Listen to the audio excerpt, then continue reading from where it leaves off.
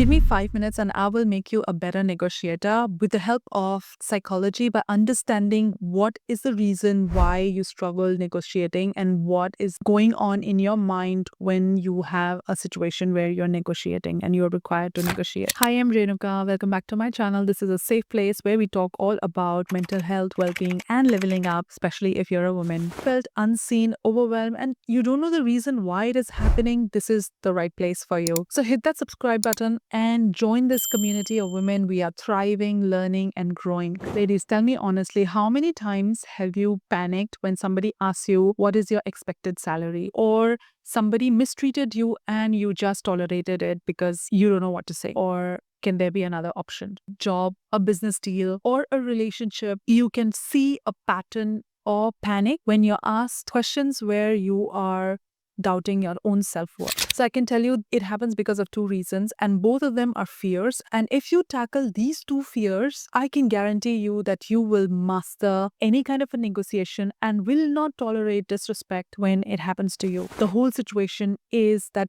internally there is a fear of survival and the fear of abandonment. Let me break it down. So fear of abandonment looks like when you ask for respect or when you push hard for what you deserve or what you think you deserve. There is a fear that if I try too hard, the person will leave me or I would be left alone. And what the fear of survival looks like, that if I don't take this opportunity, another opportunity will not come in my way and I would have nothing for myself. So I just take whatever is coming to me. This is specifically for women. If you have been in a situation where your boyfriend has disrespected you or spoken to you badly or even hit you or have done something that you think is not normal, and yet either you do the same thing with him to balance it out, or you just don't do anything and suck it up thinking that if I do something else, he might leave me. This is the fear of abandonment.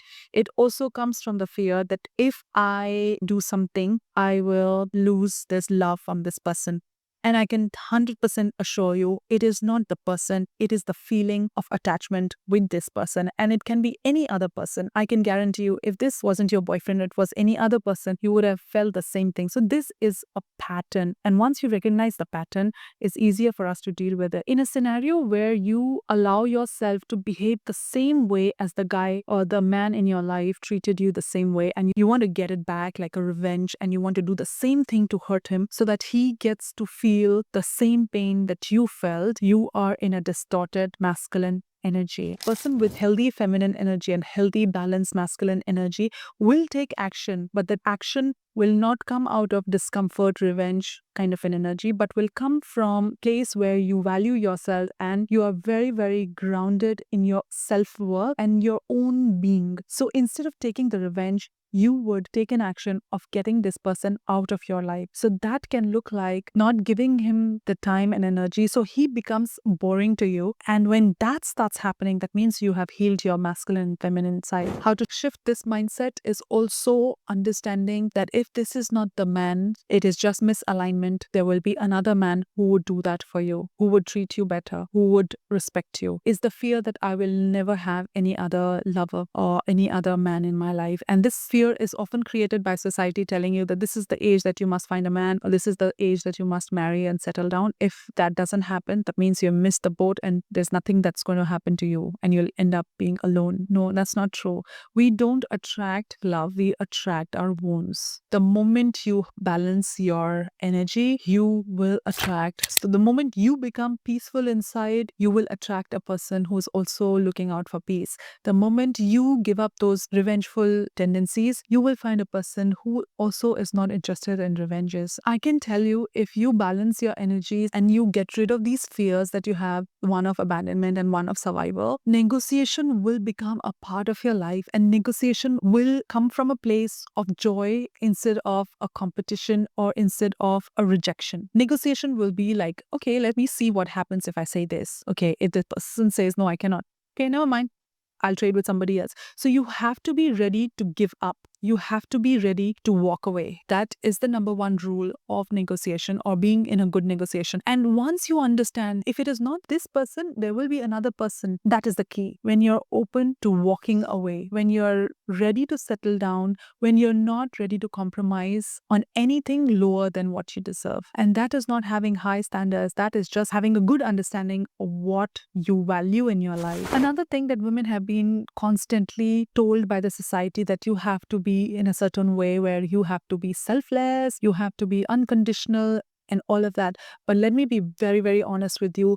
You have not received unconditional love in your life, and there is no way that you can love another person unconditionally. So if you haven't modeled that, you will not be able to do the same way for another person. So even if you're attaching yourself with another person and thinking that I'm giving him unconditional love, it's not happening, girl. You are actually having a lot of condition. Only the thing is that you're not verbalizing it, but in your mind there are those conditions. And because whenever those conditions are not met, you punish the other person. So just understand that you cannot love another person in this world unconditionally. There are conditions involved in it. All you need to be aware of is the conditions that you want, and learn to verbalize them instead of having passive aggression of feeling that my needs are not met or my conditions are not met and I'm the one sacrificing. You will just end up having a lot of resentment for this person. Instead of that, blaming the other person, learn to verbalize it. I'm going to cover this topic in another video, how to verbalize and how to communicate to have a healthy relationship. So when you're making sacrifices in a relationship, you're actually living from a wounded feminine side, which is not nurturing, but which is making sacrifices and hoping, almost like a victim mentality, where you're making sacrifices and you're hoping somebody would also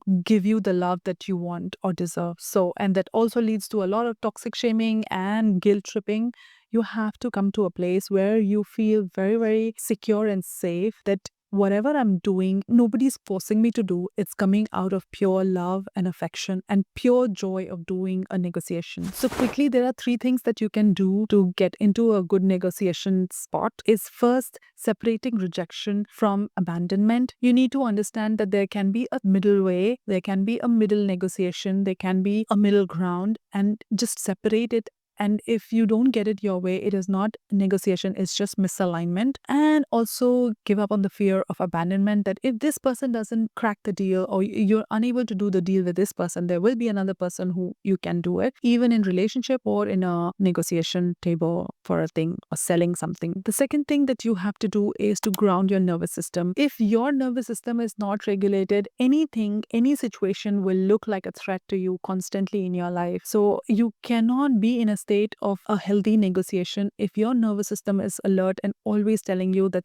people are out there to get you or take advantage of you or, to treat you badly. You have to regulate your nervous system where you feel settled, peaceful, grounded, and safe in your body. And the third thing that you can do is practice in a safe place where you can ask your friend or any family member to practice negotiation with them and see how it feels and get normalized with the feeling that it didn't happen the way you wanted. So you are okay to walk away from it. I help women regulate their nervous system so they are able to break transgenerational trauma and the pattern that has been coming from generations so that they can raise healthier generation. If this is something that you would also like to do, there are certain ways that you can reach out to me. I have left most of the information in the description box below. Do not hesitate to reach out to me and work on your growth. I hope this video is helpful and I will see you next time in my another video. Until then, bye-bye.